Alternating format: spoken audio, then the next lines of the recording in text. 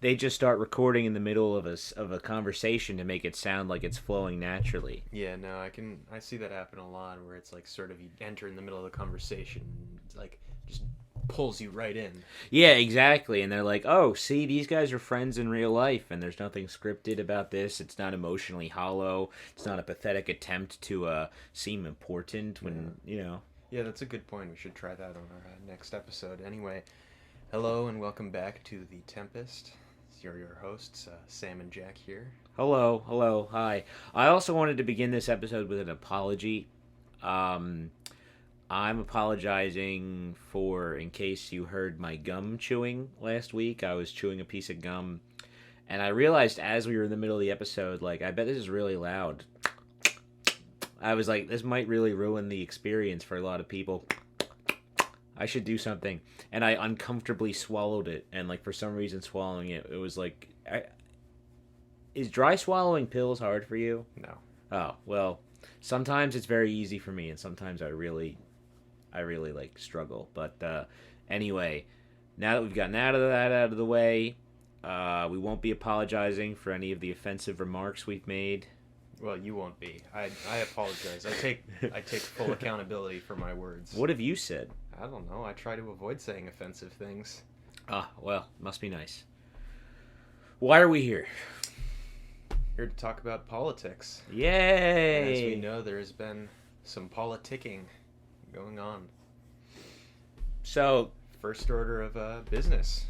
Joe Biden, as always, America's favorite senile grandfather. Right, yeah, the election is over, I think. Yeah, so at this point, we've been saying it for the last 3 episodes, but the election is over. Joe Biden will, without a miracle occurring, Joe Biden will be the next president of the United States. Bernie probably has as good of a chance as Trump at this point. Andrew Yang has a better chance than Donald Trump of being president. Chances of Andrew Yang being in the cabinet at all? I know Obama liked Andrew Yang, and I think if anything right now, Yang's universal basic income policies, Americans really like that. They, we saw the stimulus checks, that was very popular, and so I could see Andrew Yang coming back, gracing us with his presence for the next decade in politics.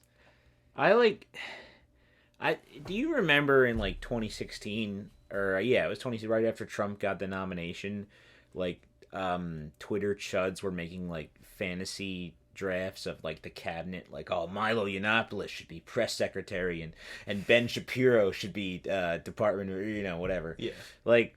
I feel like that's liberals are doing that, and it's very embarrassing. It's very cringe and stupid, and I don't know if the context we do it in is cringy because we do it because not because we like these people or OMG Joe, it's kind of I don't know, is it, we find it mildly interesting because it will decide the future of the world, but people that are OMG he should put I don't know, Elizabeth Warren as Department of Doggos and Puppers. No, I think that's definitely true, and of the people Biden has named so far as advisors and as his chief of staff, I had never heard of any of them before. I don't know if that's just due to the fact that I'm 20 years old and I've only been paying attention to politics for the last quarter of that life. But Ron Klain, no idea who that is. Would I have known that he was chief of staff for Vice President Gore? Maybe. I don't know. These are all just pretty standard Democrats, and I think we're going to see those filling out a lot of the bureaucratic ranks with only a couple of superstars in there for cabinet positions. I mean, you look at the Trump cabinet, people were again saying Milo Yiannopoulos, Ben Shapiro, all of Alex these Jones. talking heads. Yeah. he picked conservatives. You have John Bolton in there, Steve Bannon, Mike Pompeo, Gino Haspel at the CIA. These are all people that have existed within the system for years. He's not pulling these outsider charismatic pundits. I mean, all right, well, but Bannon was halfway out the door by the time Trump was in office. You're right. I actually think that is a good example of you just now. I was going to say something else, but you just now made me realize Donald Trump and the Republicans seem to have tried Big Tent harder than Democrats did. Because let's face it, like all the Warrenites are not going to get what they like really. They're going to pretend to be happy, but if you truly believed in the causes that Warren was championing in the primary, you're not going to be happy. He's not going to fill his cabinet with people that like share your worldview of so. And the difference between a Sanders guy and a Warren guy is that, sorry, I shouldn't say guy, but you know what I mean. We said guy in the gender neutral form. Yeah, It's a blanket statement. It includes all men, women, people of non-binary. The difference is that the Warren people are going to pretend to be happy about it. That's probably true. I mean, they tantalized us Bernie people, or at least Bernie did, with his major push to be labor secretary. And, he got labor behind him. He actually got, like, the few unions left in the United States to, like, start to back him up. But Biden said, no senators in the cabinet. And that's what it sounds like for Warren too. Is there's not going to be Warren as like Treasury Secretary or anything because they don't want those senators. Yeah. Okay. Two things. I can't stand on Twitter, like you just pointed out. Nobody knows who Ron Klain is, and frankly, if you did know who he was before the announcement, you either had like some sort of weird you're just too into it at that point. Yeah. Or B, you didn't know who he was, but you're pretending like, this is a shrewd move on Biden's part. Like, I hate the liberals that are like that. The ones that are saying, no, we can't have Bernie in there because he belongs in the Senate. Like, oh, look at you. Sorry, I didn't realize I was talking to the modern day Henry Kissinger. I didn't realize I had Realpolitik Otto von Bismarck in front of me, Mr. Machiavelli over here. Like, where do you get off at? You don't know who Ron Klain is. You don't know why he'd be a better whatever than Bernie Sanders and, all this. And secondly, he shouldn't have waited for that pledge until after the Georgia elections, because if the Democrats win both of those seats, which is very unlikely, but if they do, they'll have the majority, and it'll make sense for Bernie and Warren to stay in their capacity as senators, I guess. But by the same token, if Republicans win at least one of those seats, then what good Bernie and no Democratic senator is worth anything. Yeah, no, that's definitely true. I mean, because that's what Massachusetts and Vermont seats, those should be safe. But yeah, so if you're gonna take like any, although I guess, who's the governor of Massachusetts? Is it a Democrat or a Republican? Well, you can talk more about Vermont because you're from there. Well, yeah, I know Vermont's governor is a Republican, and isn't it the governor that appoints the? Yes. Yeah, but so I think that would be more so the concern. Your governor promised to appoint a Democrat. Oh, he did? Yes. Oh, good for him. Yeah. No, Vermont politics are weird. Our Republican is more progressive than Joe Biden, probably. It's like realizing that Richard Nixon's platform was to the left of Joe Biden. It's really like depressing. Boris Johnson, the right-wing demagogue of the UK, is farther left than Joe Biden. Oh yeah, and even that's amid like all these. I just find out that like it's getting harder and harder to be a disabled person in the UK because of all the budget cuts. Yeah. Truly, if there's one, should we touch on the Corbyn thing at all? Because if you need any proof that America, the United States, is not the worst country ever, we still have the England to look at. I'm gonna what be happened honest, over there. I think the UK and the Corbyn scandal / recovery / all that nonsense is an episode alone. You're right. You're right. Sound off in the comments if you want to hear us talk about UK politics. Yeah, it'd be nice to hear us pontificate and be pretentious about a different topic. Yeah, something that we don't, neither of us really understand that well. Yeah, something that we're even further removed from. So yeah, like, subscribe, and comment if you want to make us do homework. But all right, you want us to talk about our lived experiences? Okay, let's talk about our lived experiences. Let's talk about student debt. So that's right. So Joe Biden, the big recent plan that's been getting a lot of attention it was announced that he was going to cancel all student debt.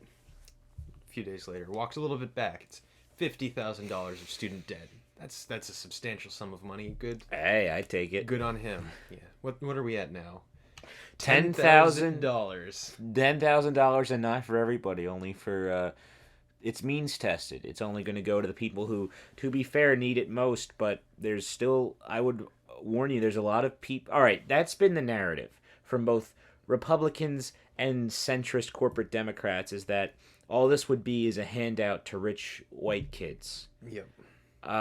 That's not true though, right? That's a very No. cynical lie. The thing I keep hearing is like, "Oh, I'm not gonna pay for your social justice degree from Wesleyan University." Well, yeah, that's the Ben Shapiro line, but there is a neoliberal corporate Democrat line that is like this is just a big bailout for the sons and daughters of all the millionaires that you claim to hate. You know, all of the honky ass, cracker ass, rich white kids that are in college. But that's not true. I think that to sort of like dig in on this issue, you have to like actually look at what college is now. Like, what is the purpose of college now versus like 30 years ago when a lot of these legislators were at college or like trying to do this? And one, like as a social institution, what is its purpose? Is its purpose still higher education to like reach whatever like job threshold that's like the next level up? It's like the way out of the lower class into the middle class and upper class. Class mobility. Or is it now becoming the equivalent of a high school degree where it's not even class mobility at this point? It's you need it to like exist in any career that's not like technical. You need a master's degree to get a job that pays $15 an hour. We're like hurtling towards that point. Because that's why I went to college. You know, my dad is a working class guy. He's a truck driver, and he didn't get to go to college, and I got to, and that's sort of like supposed to be the example of the American dream. Is that, you know, you're worse off, your kid is slightly better, then their kid is even better. That's a crock of crap, right? Yeah, What? and so like sort of with that, like historically college was that way out. That was like how to get the step up. But is it anymore? No. Does college give you that much of an advantage if you're Not at all. Not at all. Because I joked earlier, but you're seeing that more and more. You're seeing, you know, the need to get a full-time job that provides benefits, like which is the bare minimum. Is like now you need to like have all these degrees and stuff. And the student debt crisis, by the way, is hurtling us into a economic collapse because we have so much interest in the real estate market. Well, if I had to pay student, I'm going to live with my parents forever, right? That's like the case with everybody. You know, the student debt relief was really geared towards people who all the people who are rich that would be hypothetically getting bailed out. They don't need to be bailed out because their parents already pay for their college. This is for like the people like me who aren't like, you know, poor. I don't consider myself, you know, really bad off, but also like rich enough to not get any actual help, but poor enough to like need help. That's who student debt relief is, and that's the people the Democrats are leaving behind. They are obsessed with chasing the suburban vote and shoring up the coastal elite. And I want to talk about that later. I want to talk about how college has bred the coastal elite and what the coastal elite has done to the Democratic Party. But we can get into that later. I think, you know, let's focus more on the nuts and bolts now, which I think is more your thing than mine. Yeah, so I can't remember what the exact number was, but I think it was like 1.3 trillion dollars total that Biden would have to put out for the $50,000 per person plan. And wasn't that Schumer's idea? Wasn't that Chuck Schumer was like, he can do that through executive action? Exactly, it would be through executive order that he could do this. But they're still trying to appease like the deficit hawks. And here's the thing, they keep making this like equivalency, like, oh, I, a plumber, am going to pay for your college. No, that's not how like this works.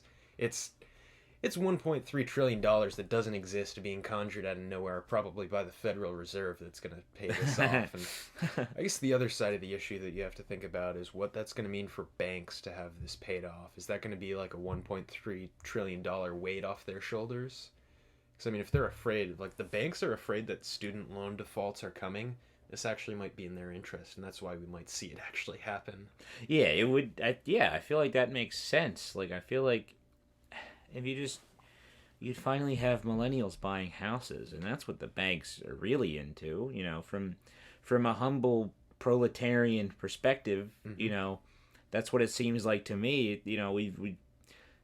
The housing market is the greatest beast that's ever been built. Yeah, and that's the thing with the housing market is the government will like subsidize that. It'll give you tax deductions off your like from your mortgage up to like insane amounts, but then if you look at student debt, it's like very minimal and only if you make less than like $60,000 a year. Right, right. Now, why do you think that Democrats? Um, I don't. All right, you look at everything that's happened since March with the pandemic getting out of Hmm. control, and it was Chuck Schumer who was first calling to means test coronavirus relief. Why do you think that is? Why do you think the Democratic Party has continuously pursued, means testing and really just not anymore? That was the whole appeal of the Democratic Party since the New Deal. It was the party of the bigger paycheck. Even during the Eisenhower and the Nixon years, the Democrats still had a pretty firm grasp on Congress, and they worked with labor. Hmm. And ever since a few years ago, now we have 12% of American workers are in unions, and the Democrats continues to pursue austerity, means testing, and they are really no longer the party of a bigger paycheck. Well, like any social ill, it started in the 1980s with Ronald Reagan. Right. Okay. Yes, that's what people always say is that Yeah. Ronald Reagan got elected, and he was so popular and cool that despite being a a disgusting old lizard man, he got elected twice in huge blowout landslides. Yep. His vice president gets elected in 1988 in another huge blowout landslide, and the Democrats are like nominate Bill Clinton, and Bill Clinton is like, we're going to be right wing now because that's the only way to win this Yeah, country. I think it was Robert Reich said Bill Clinton was the best Republican to ever govern in the United States. That is true. That it inspired the popularity of Ralph Nader. He called them the pro choice Republicans. Is Hmm. that really? Is that an oversimplification though? Is that accurate? Because I, as a historical materialist, I try to steer very clear of pin pinpointing history just to the actions of a few important men. Like your Hitlers and your Stalins and your Napoleons. I think that definitely personalities are an aspect to it, but Hmm. that's not what defines movements. The actions of a few strong-willed men. I think there's always a lot more to it than that. So is it really just because of Ronald Reagan and Bill Clinton that the Democratic Party is so irrevocably fuck'd right now? Well, I think Reagan sort of pushed austerity, and that's when that became popular. And Bill Clinton, it's not necessarily his force of personality as much as it is the interests backing him. That's when both parties went corporate. That's when they realized like, oh, we want to win elections easily. We just need like all these massive firms behind us. We need the banks to support us. We need international corporations. We want that Koch money. We need the Koch brothers. You got your Soroses, all of these mega donors. That's when mega donors start to run politics. It's Glass Steagall. Money is speech. Deregulation of finance and campaign finance, and that brings us to where we are today, where money is politics. Like money is power in Yeah, the current yeah, of political. course. Yeah, we a neo Gilded Age we're spiraling towards. Absolutely. Uh, but it seems to me that the sort of the rise of Reagan austerity in the 1980s was made inevitable by not necessarily inevitable. There were ways to fix it, but we chose not to fix it. We intentionally chose that route due to the stagflation of the 1970s Yeah. and the Carter years. Jimmy Carter's entire presidency was saying like things are going to get worse, and we can grin and bear it, and we can tolerate it together as we appeal to a higher authority, a higher moral standing, and that to him was God. Yeah. That's why he was so religious, because he was like, if we just love God, we'll be able to tolerate living like uh 18th 19th century Russian peasants, you know. Man, I love Jimmy Carter. Yeah. I miss that man. He gets He's not dead. I just miss him. he gets off easy because he was the last, like, I don't think he was a good president, but he was the last truly non-evil president. He was, yeah, he was one of the last true, like, honest, good men, and you can see that reflected in like his post-presidential, like, Yes, Habitat for Humanity. Great, extraordinary human being, clearly. But I think if he won in 1980, I think we'd be a lot happier as a nation, because that would have mean that we were trying to embrace that. I think, obviously I identify as an atheist. I don't really believe in God and all that, but I sort of feel like if the culture was different in the 1980s, I would be raised much more religious, and we would be okay living like Russian peasants because we love God, and but obviously we chose to walk a different road. That's right. Ronald Reagan killed God in politics. You heard it here. Yeah, like that's sort of a great irony, because he gave rise to like the religious right, but like really, seriously, what power do they have? Like, they don't really have power anymore. The culture war has shifted. Yeah, no. God is dead. God is genuinely, like, dead in American politics. Yes, well, kind of. Depends on where you're running and the voter blocks you need. Yeah, but even then, those people, they're not a big enough, like, coalition, I don't think. No, I don't think so. I don't know. I thought they were kind of the ones that pushed Trump over into the presidency. Okay, yes, they still have a force in the Republican primaries, but again, it just, the twice divorced, thrice married guy with all, like... Yeah. Well, anyway, about killing God, back to college. Yeah, yes. Okay, sure. Yeah, you're right. We're getting off track. I think there was a good exchange, that was a good tangent, I think. It was very informative. So, I think with college, like, there's this financial aspect of the looming debt crisis. But then you've mentioned it earlier, but there is, like, this societal or, like, social split that's resulted from college, where it's like college educated voters versus non-college educated voters, or like the space that like you occupy in society is very different based on whether or not you have a bachelor's degree nowadays, and we're seeing that become even more stark of like a difference. The greatest divide in American politics is not class-based or race-based or party-based. It's truly becoming college degree versus no college degree. And people always ask, Bernie Sanders was unequivocally the candidate of the working class. He put working class identity first. He largely tried to reject identity politics in favor of having a class first based approach, which is, frankly, no offense, the correct approach. And he lost. Why did he lose? He lost because in 2020, at least, I don't know what 2016 was like. I wasn't really watching the Democratic primary in 2016, I confess.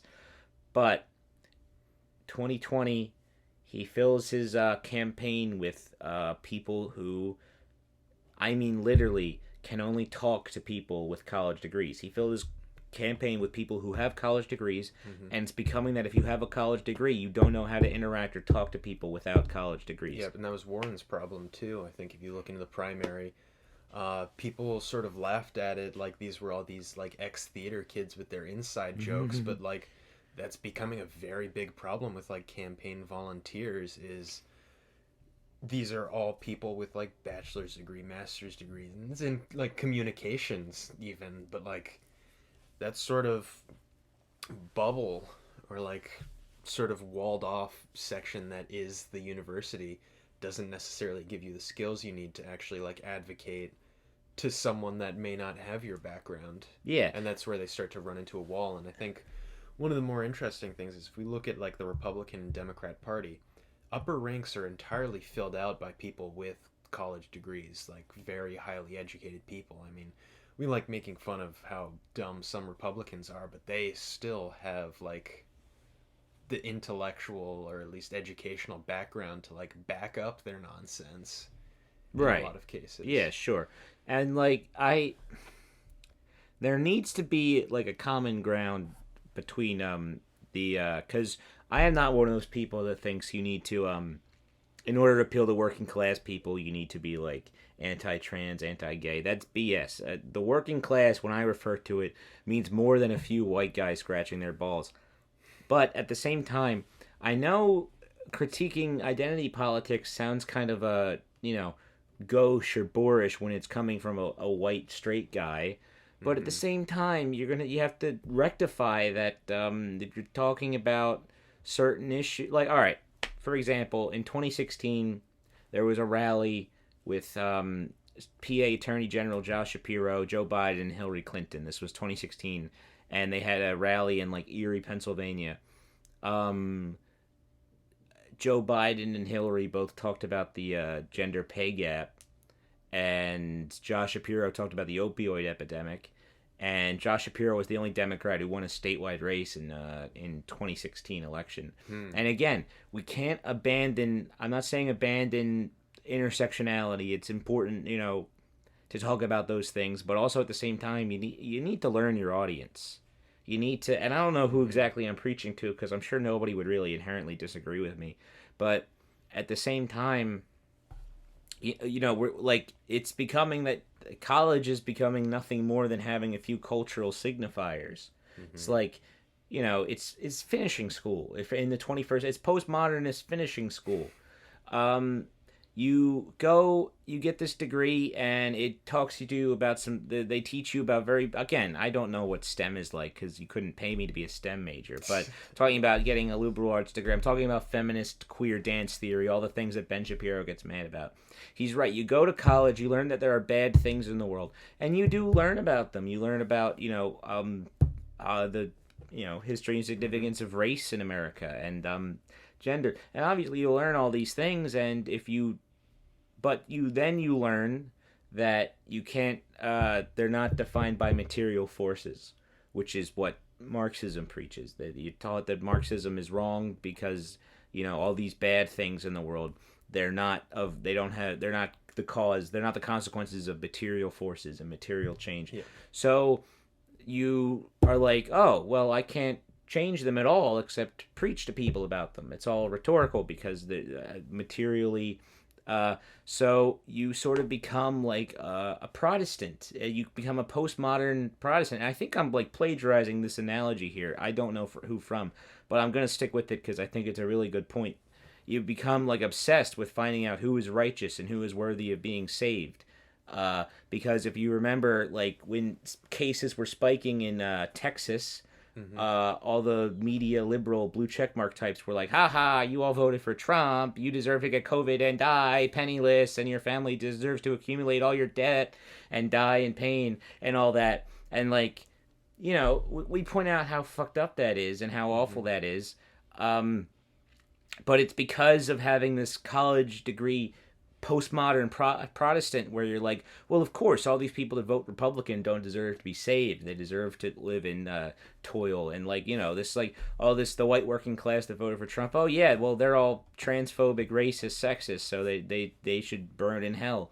It's literally the same thing as being a Bible thumping televangelist. Yeah, no. And I think on the other end of that, going the other way, you have the like view from the right. Oh, college is like a house of indoctrination. Like everyone goes to college and they get converted into a Marxist and they come No, they don't. back. That's the problem. Yeah, as Zizek said, where are the Marxists? I thought you were going to do the accent. No, I wasn't going to do the accent. Yeah, that would be ableist. You go ahead. I've talked way too long. No, as both of us are university students, and of the professors I have had, I think there are maybe 2 that are outspoken like Marxists, and even then it's not straight up like, oh yes, we need to do Soviet communism. Like that's what conservatives think. They think like you go into like college like waving the American flag and you come out saying like, ah yes, we need Stalin in America. Yeah. Like we need to put the gulags up. We need to like start doing like the 5-year plans. We need to nationalize everything. Gulag everybody that watches Fox News. Yeah, no. Those people don't exist. Like people always use like Chomsky as like the model Marxist academic. Chomsky is not that radical. And he's not a Chomsky, Marxist. yeah, Chomsky's like out there saying things that are maybe not moderate by modern like by national standards, but he's not saying anything radical, and that's I think the real reason that people think this is because in college you will have to read the Communist Manifesto at some point, Yeah, multiple yeah, but times, and in doing so, if you don't like fake it and like not read it and just rail against communism the whole time, you will read it and see like, oh, wow, this is like maybe not nuanced, but yeah, this is not that wrong. This is not incorrect. This is an analysis of the material conditions of capitalism and a proposition for like how to move past these like issues. And it's not a book on like, and then we build the gulags and then we send like all of the people to the gulags and we take away your dog and we shoot your dog and then you're not allowed to own a house. And no, it's none of that. then we kill all the Republicans, we lock them up and shoot them. Yeah, no, I think in the Communist Manifesto, the immediate goals of the Communist Party, according to Marx in 1844 when it was published, are free public education and the end of child labor and Yeah. enforce, yes, a progressive income tax. So yeah, you're absolutely, you build. I think it's something we need to get more workers to read. I think in America, I think we need to get, and I think really like normalizing Marx and normalizing Lenin, I think has been something good that I thought was happening for a while, but now I'm not so sure because when I learned about Vladimir Lenin in seventh grade, I think it was, I was taught like Stalin was the real bad guy, but Lenin and Trotsky were just misguided revolutionaries who were wrong, but they were just they're still Yeah. revolutionaries, and that like their system might have been good in the beginning, but it led to the seizure of power by a dictator, and that's almost a rehabilitation. But I'm playing the new Call of Duty, and suddenly I'm not so sure. There's a map called Moscow, and it's very explicitly meant to be anti-Soviet. There are like like they're really, instead of trying to hammer home, oh yeah, they loved Stalin, they're trying to hammer home, oh, he loved Lenin, and like that's sort of like Lenin's becoming a bad guy again, which worries me. And I think that it's important to recognize this is coming from like largely a liberal arts perspective of college. Now, university we go to, there's College of Liberal Arts, Science Technology, there's art school, there's communications, there's sports and hospitality, and then there's the big bad one, the business school. Now, if we want to talk about houses of indoctrination that exist at universities, You are an econ major, so you've Yeah. embraced, not embraced, I shouldn't say, but you have come closer to interacting with these people than I have. So you should really Yeah. take it away. Why is the Fox School of Business such a serious indoctrination? I think the anecdote that is most important when it comes to like what sort of things they teach at the business school is I took a business ethics class. Mind you, this is part of my ethics curriculum. I'm working on like a certificate in ethics, so I've learned ethical theory in all these different courses like Kant. Confucianism, Kantianism, Utilitarianism. utilitarianism. Yeah. One of the methods they taught in business ethics was profit maximization. Your responsibility as a business owner is to simply maximize profit and do good by your shareholders. That was taught as an ethical theory. That was like a justification for your actions ethically is profit maximization. Or compare that to liberal arts degree that like, oh yeah, Marxism was a thing in the 20th century and this culminated in the Soviet Union. That's it. Yeah. Like, yep. So they're like, yeah, so if anything, it really is, I would argue, a right-wing indoctrination just because it is so, you have that and let's face it, I bet more and more people are going to be going for business degrees because that's quickly becoming the only viable economic field. I mean, as we've seen at our university, that's like the only consistently growing college, and that's where they get like all the money goes to the business school, and they're building like sky bridges and like new buildings all around that, and they get fancy gadgets and computers. Meanwhile, we're left to rot in the Just massive concrete towers. Yeah, sharing the same copy of Capital among each Yeah. other. Um, yeah, like and I just sort of think that college is still remains a liberal institution, and I would remind everybody liberalism is a right wing ideology. I think by neutering Marx the way College of Liberal Arts has, taking away his revolutionary message, trying to refute the claims that societies change via class struggle and so on, and the modes of production define the society. I think by like getting rid of that and having profit ethical theory, whatever bullshit you call it, sort of like proves that like college remains comfortably in the hands of the right. And I think that it's because we live in a left that's very post Marx, the postmodern, has swept Marx away, replaced him with meaningless identity politics. Again, I'm a white guy. I know. I get it. But look at what has the left accomplished since getting rid of class analysis. Like seriously, what we're living. All right, all the people that are like Marx is an old dead white guy, so we need to do away with him. We've done away with him. He's gone. He's out of the curriculum. He's out of the reading group. We tossed him in the trash can, and we're reading white fragility. Okay, that's what the left. That's what the left is now. The left is professional managerial class. Screaming at working class people. They've done it. And here's another thing. The phrase "all lives matter." Yeah.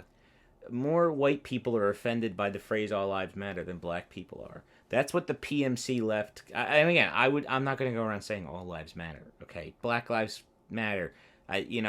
Yes, that should be the should remain the message. But don't you see? And the same thing with Latinx. More white people say Latinx than Latino and Latina people do. Do you see what I'm driving at here? When I say put class first, I'm not saying put the white working class first. I'm saying put the black and Hispanic and Latino workers first as well. And I don't think that's what the current left project seems to be going anywhere towards. And that's partly because of the college degree versus no college degree divide that is going to drive this country into a nihilistic death spiral. Yeah.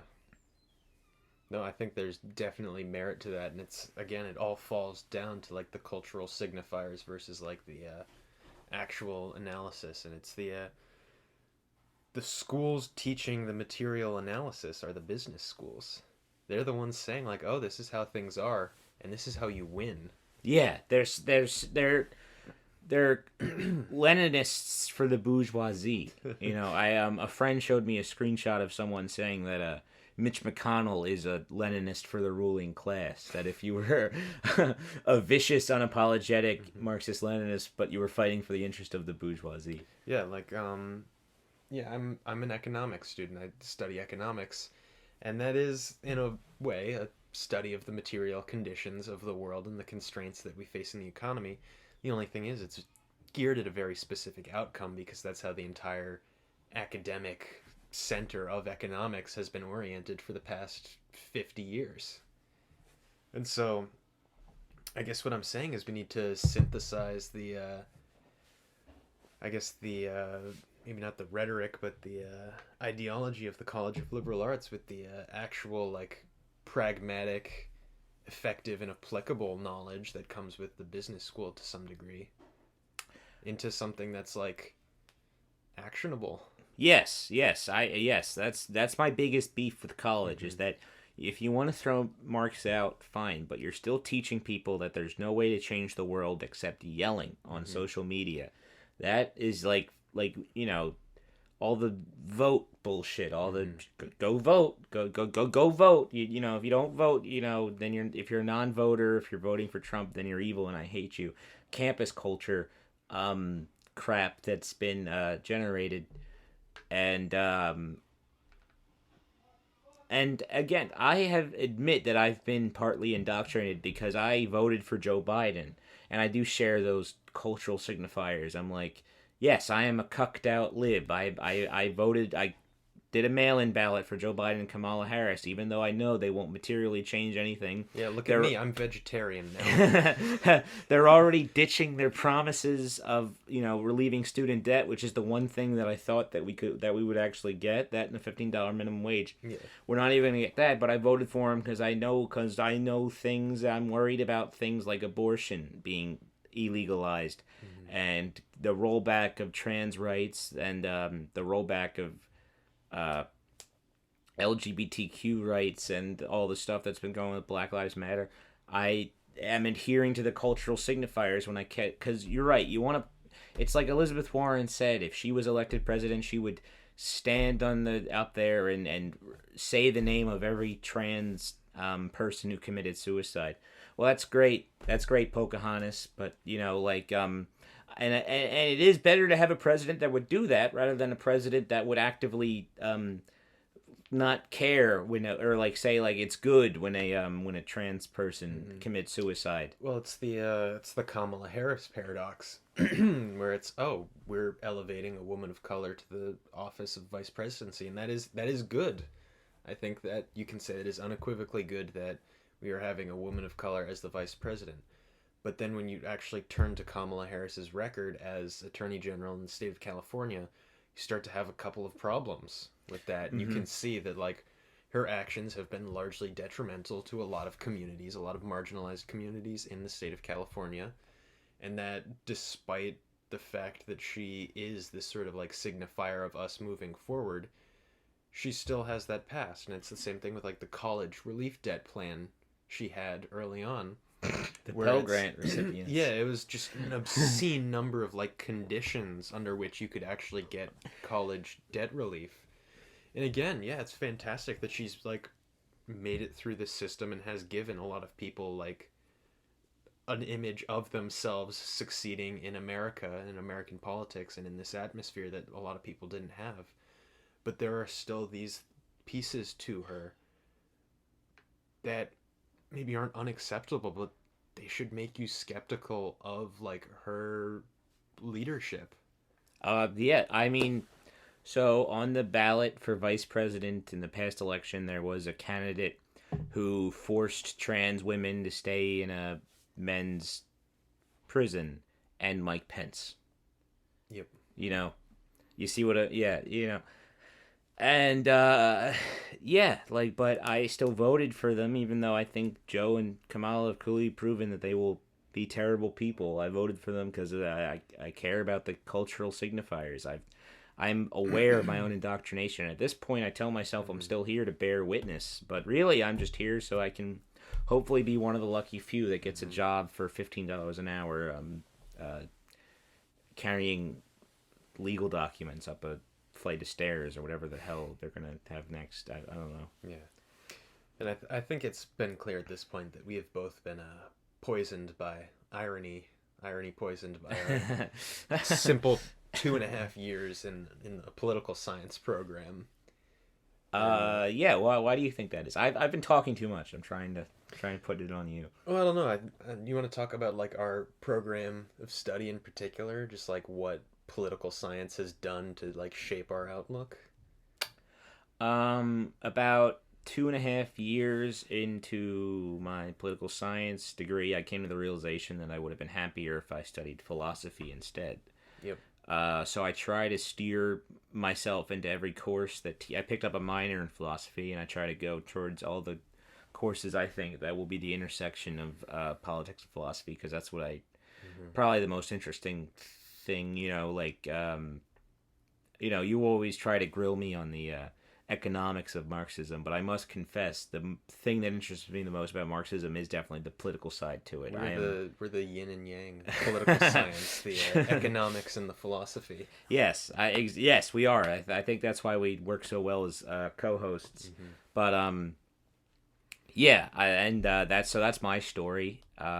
You go. Yeah.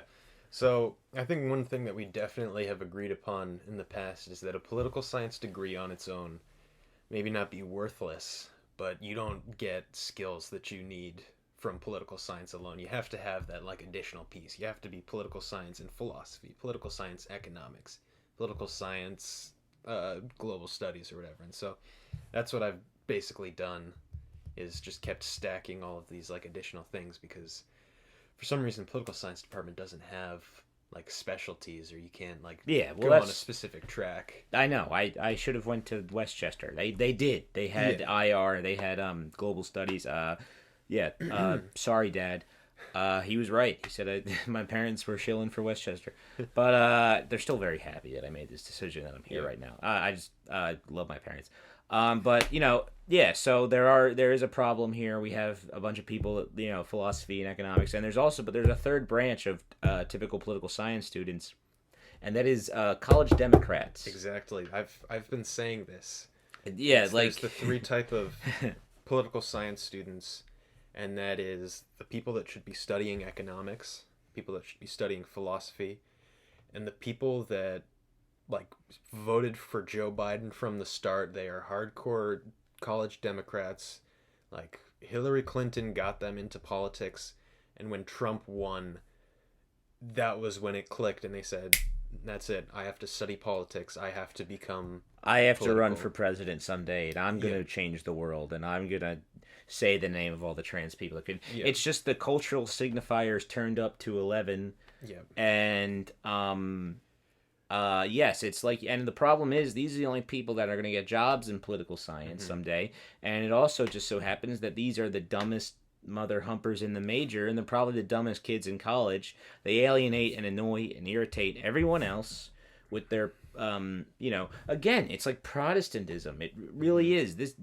That's what they are. They have become the new they are the same as the woman from Game of Thrones that followed her around with the bell. Shame, shame. That's who they are. That's who they want to be. And they are also really dumb and incompetent. And I think that's the biggest problem with the Democratic Party today. You have all these failed Senate campaigns that were all run by the same people, the same organizations, this mothership. They're the ones who made all those emails like, we're so disappointed in you. Mitch McConnell's going to win, and it's all your fault. That is their strategy, and they're wondering why they're a minority party. And also, they will not explain why these people keep getting jobs, why they keep hiring the same people. All the people that were part of the Hillary Clinton campaign should be launched into the moon because they took what should have been an easy layup and they butchered it. Yeah, and I think it's important to recognize that like both of us probably vote a lot with Democrat. Yes, and I will Democrats. continue to do so, but And- I'm aware that it is meaningless. And the thing with that is like, if you are a Democrat, yeah, that's fine. But if your beliefs do not deviate from the party platform at all, if like what Nancy Pelosi says is your ideology, that's a problem. If you go into college thinking like, I'm not here to like learn or develop my views, I am here to serve the Democratic Party, I am here to succeed in the Democratic Party and become like a moderate neoliberal governing technocrat, that's bad. That's not a good thing. I have no problem making it distinctively clear that you're my enemy and that I want to die. We are at ends with one another's futures for the world. You say that, but that's not true. Well, no, it absolutely is true, but I also recognize that I will still fucking vote for Kamala Harris when they nominate Don Jr. to run against her in 2024. Yep. You win, I guess, this round, but okay, here's the thing. I will vote Democrat until there's a third party out there that's not a grift. Yeah. That's not like the Green Party or this thing that only exists on Twitter that, as far as I'm concerned, is a huge CIA psyop. The Rose. No, not the People's Party for Progress, whatever they're calling it. The Nina Turner and Peter Dow thing. Yeah, I don't know. That's not real. That's not going to exist outside of Twitter. They're just trying to get your money. When I see a third party that's not an actual grift, that has Joshua for Congress. Yes. And when I start to see that working class people like myself start to gravitate towards it, then I will go out and champion that cause. Mm-hmm. Because I think that the American working class is disorganized, and that's why there's no real left movement that's succeeding in anything. And I think that you can't, I've read Marx and Lenin, but you can't convince a bunch of people to form a revolution because no one's going to want to go and shoot their friends and die in a ditch and die in the trenches as long as they're still they think there's an option to vote. Yeah. You know, you need to either convince them that there's no way to vote your way out of this, and we can't do that with what we presently have, or you need to you need to or you need to just find a way to get them to vote for what's better. You know. Yeah. Bernie losing really killed electoralism for a lot of people on the left. Yes, it could. Well, it proves. I wouldn't say electoralism is dead. No, okay. I believe the Democratic Party can't be reformed. Yeah. It can't. It you can't guys, be fixed. you guys put aside your skepticism for two primaries, and then got stabbed in the back by the establishment. So. Yeah, and I held my nose and voted for Joe Biden too, as another I never really had high expectations for him, but also I felt like, well, I don't, maybe something will happen. And no, that he's not even in office yet, and they're already just shooting down the college debt relief into I'm not gonna get it. I doubt it. So when it comes down to it, for the love of God, Joe, do the bare minimum. $50,000. Just do it. This is my appeal directly to you, Joe Biden. I know you're a big listener to the podcast and really appreciate your support. But I think you should relieve college debt, all of it, or at least $50,000. Keep up the good work, Joe. I believe in you. Yeah. I still think Rudy Giuliani is going to win these court cases, and Trump's going to be president. Okay, Donald Trump. I know you're another big listener to this podcast. Relieve the college debt. I know it's not your base, but you need to win in the suburbs. So if you do this, you will win your third election. You'll keep going. You'll be alive then. You'll be happy and coasting into your third term. Yeah, don't you think? There's still, you could convince. I feel like if you could convince Donald Trump, or Trump supporters that, oh, you want to own the libs, do everything they campaign on. Yeah, that was the thing with the relief early on is they started to actually play with some of these populist ideas. Like, oh, maybe we can give people a stimulus check to get Mitt them to Romney vote for was us. for UBI. Yeah, and it's all of these. That's when they started to actually become a threat in my eyes to Joe Biden. I think Joe Biden probably would have done pretty well anyways. But when the Trump campaign actually starts to do populism, actually starts to give things to people, like criminal justice reform. Yeah. Why the fuck do you think Donald Trump doubled his support among black women? Yes, he was. It was totally tokenism, but he was still fucking releasing black women from jail. When he flanks Biden from the left, that's when he starts to win his biggest victories. And I think that we actually dodged a bullet, because if he had done more of that populism, he would have won. Yes, I think if stimulus checks were more than one measly $1,200, he would have easily guaranteed himself re-election. He would have, and his support with minorities probably could have tripled and quadrupled instead of just doubling. Absolutely. And that's why, Joe, if you want Democrats to win ever again, these are your people. The college-educated people, those are the people that will vote for you most likely. That's the demographic that you need. Just relieve college debt. Just do it, man. Do you think if he released college debt, we're talking college debt in the first 100 days, that will guarantee him, or whoever replaces him, election in 2024? Because I don't think it's a guarantee, but if you paired college debt relief with subsidized trade school, like electrician, plumbing, all of that sort of thing, if he starts putting stuff into those more blue-collar jobs that still make good money and promoting those programs, I think then he would actually be able to, because again, that's the big thing they're scared of is us hardworking plumbers and electricians, which, yeah, those make good money, so you do pay a lot of taxes if you have those jobs. Oh, we're subsidizing these liberal kids to go and learn postmodernism. But they also refuse to believe that when they think of the suburbs, they do think of those socially, I guess, fiscally conservative, socially liberal people who, by the way, it's 2020. If you still identify as that, I want to smack the shit out of you. Yeah, that socially liberal, fiscally conservative doesn't exist. It's just another way of saying, like, I'm a moderate and sometimes I vote for Republicans, but I won't admit that to my friends. Yeah, yeah. How I am fiscally liberal and socially conservatism. Yeah, I know you've said that before, and that I want to make that. That's it's like Mao Zedong style. Like, I'm calling it Marxism Nixonism. yeah, you've said that. Yeah, You've said it's that. my new thing. Yeah, that sounds like some college bullshit. All right, yes, it is. It is.